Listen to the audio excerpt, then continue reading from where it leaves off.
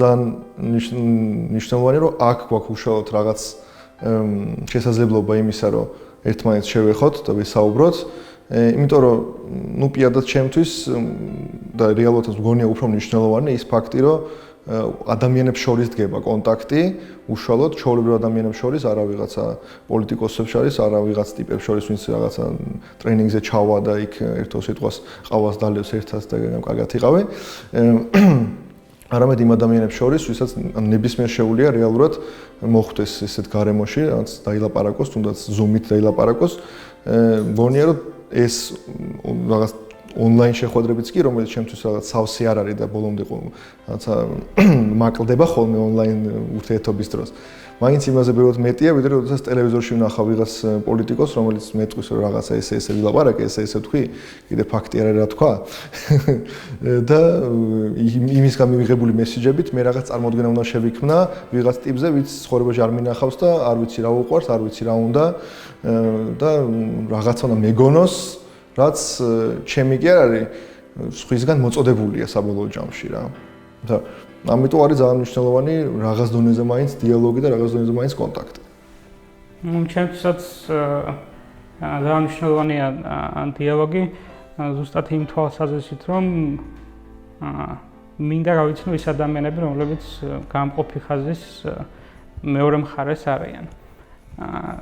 ჩვენ შორის, ჩვენ ორ საზოგადოებას შორის ადამიანური კონტაქტების დეფიციტი ნუ სახეზეა. მაგრამ ამის მიღმა იმ პირობებში, როდესაც ჩვენ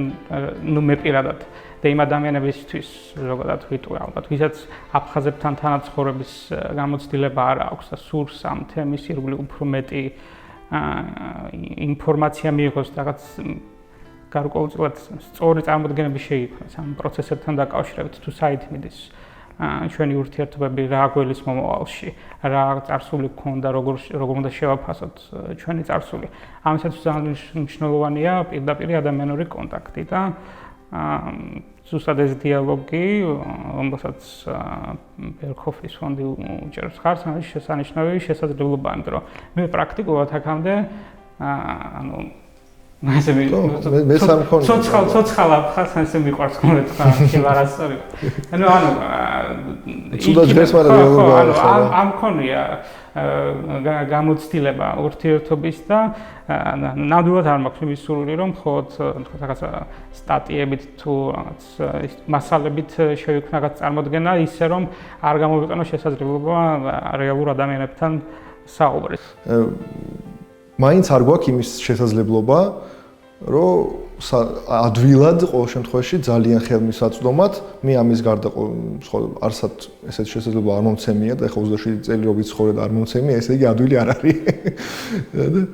რომ აი გავიგონოთ იქეთა მხარის პოზიციები. ყველა დოკუმენტური ფილმი რომელიც არის გადაღებული საბოლოო ჯამში მაინც რაღაც კონკრეტულ პოზიციას ატარებს. კი, ფაქტებზე დამყარებული, მაგრამ ყველა ფაქტის ინტერპრეტაცია ისე ხდება, როგორც რეჟისორს აწყობს და, ნუ, რა თქმა უნდა, ესეც უნდა იყოს მე,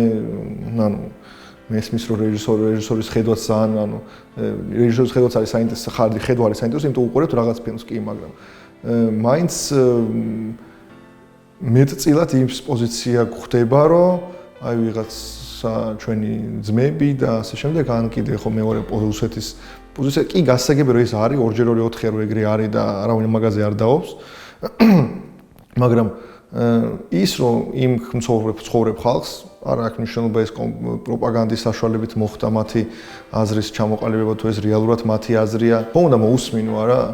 ანუ კიდე უფრო კარგია, როდესაც ლაივში არის შეხვედრები და მე ძალიან მაინტერესებს და ძალიან დიდი იმედი მაქვს რომ მოვხვდები ამ ცოცხალ შეხვედრაზე საადმე და უბრალოდ საწყენია რომ ცოტაა ნამდვილად, იმიტომ რომ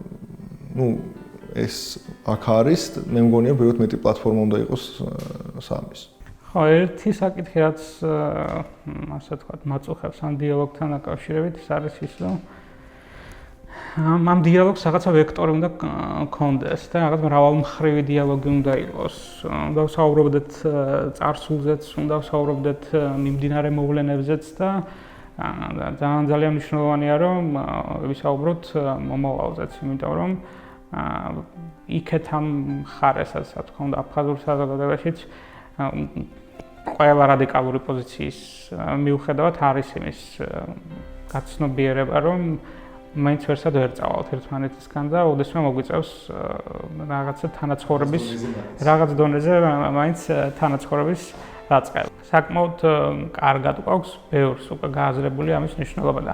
ვისაც გვაქვს ეს უკვე გააზრებული ჩვენ ამ დიალოგის სხვა მიმართულება გვაინტერესებს უკვე როგორ წავიდეთ წინ, იმიტომ რომ ძალიან მნიშვნელოვანია დავფიქრდეთ მართლა როგორ გვესახება ჩვენი მომავალი ან ცხოვრება, არ ვიცი ეს თანა გამოვა თუ არ გამოვა. მე ვფიქრობ რომ ორივე საზოგადოებაში ჩვენთანაც ქართულ საზოგადოებაში და აფხაზურ საზოგადოებაში ნელ-ნელა უნდა დაიძლიოს ერთმანეთთან ურთიერთობის რაღაც შიში და ფობია, რომ თქვათ საუბარი არ შეიძლება ან რაღაც წინაპირობები წაუყენოთ ერთმანეთთან. საუბარი ყოველთვის საჭიროა. მის გარშე არაფერი არ გამოვა.